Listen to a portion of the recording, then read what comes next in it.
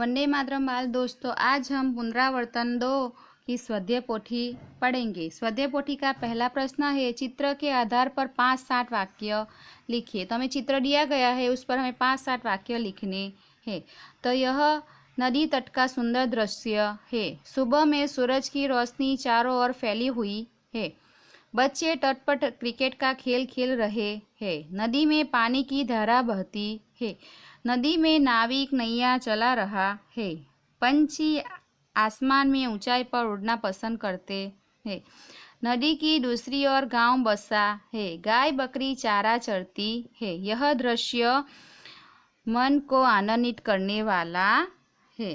दूसरा, रिक्त स्थानों की पूर्ति कीजिए।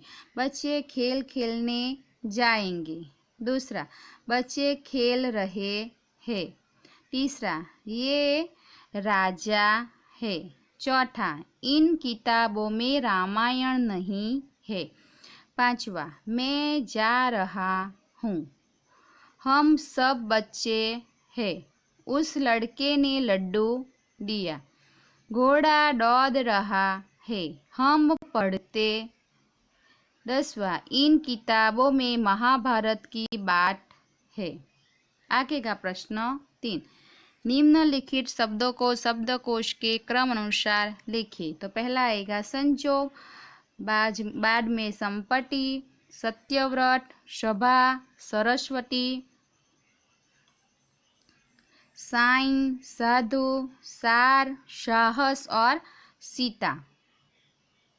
वैसे ही दूसरा, किसान, टोपी, तराजू, पेड़, बंदर, बिल्ली, बेटा, रोटी, लकड़ी और व्यापारी।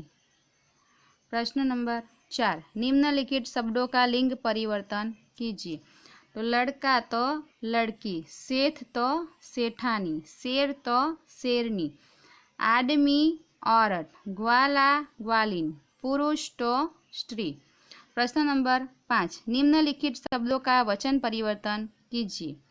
पट्टा तो पट्टे, केला तो केले, लकड़ी तो लकड़ियाँ, मछली तो मछलियाँ, गुब्बारे तो गुब्बारा, बच्चा तो बच्ची, गधा तो गधे, बिल्ली तो बिल्लियाँ, टोपी तो टोपियाँ, पुस्तक तो पुस्तकें, भालू तो भालू, चरवाहा तो चरवाही।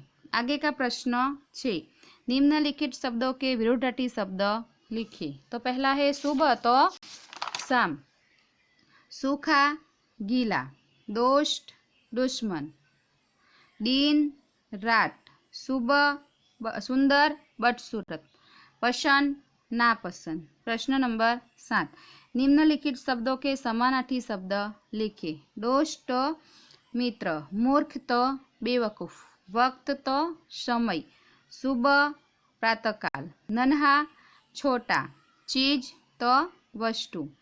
प्रश्न नंबर 8, उचित जोड़ मिलाइए। तो 39, 41, 27, 45 और 36। प्रश्न नंबर 9, मातृभाषा में अनुवाद कीजिए। तो गाय दूध देती है, तो गाय दूध आपे छे। दूसरा, हिमालय सबसे ऊंचा पर्वत है। हिमालय सौથી ऊंचो पर्वत छे। मुझे चित्र बनाना पसंद है। मने चित्र दोरवानुं गमे छे। प्रश्न नंबर 10, निम्नलिखित प्रश्नों के उत्तर एक एक वाक्य में लिखिए। तो पहला, लंगूर का मुंह कैसा होता है। तो लंगूर का मुंह काला होता है। दूसरा, किन्हीं 5 फूलों के नाम लिखिए। तो गुलाब, कमल, सूरजमुखी, चमेली और जास्मीन फूलों के नाम है।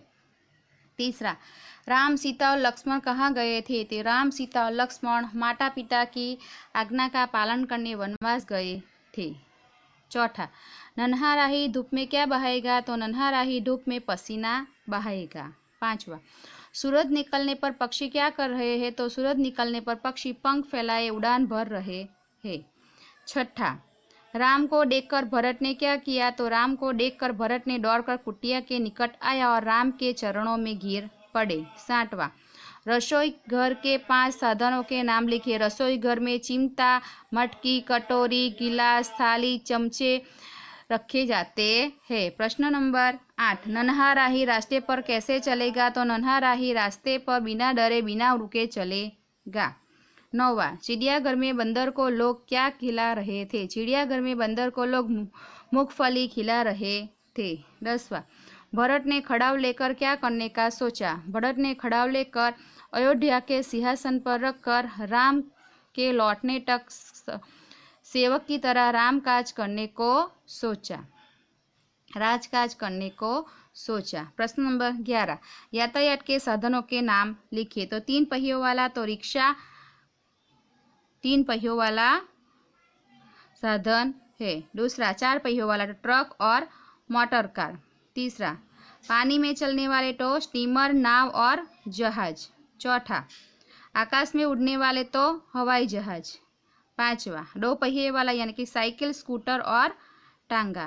तो बाल दोस्तों, यहीं पर हमारी स्वाध्याय पोथी खत्म होती है। अस्तु।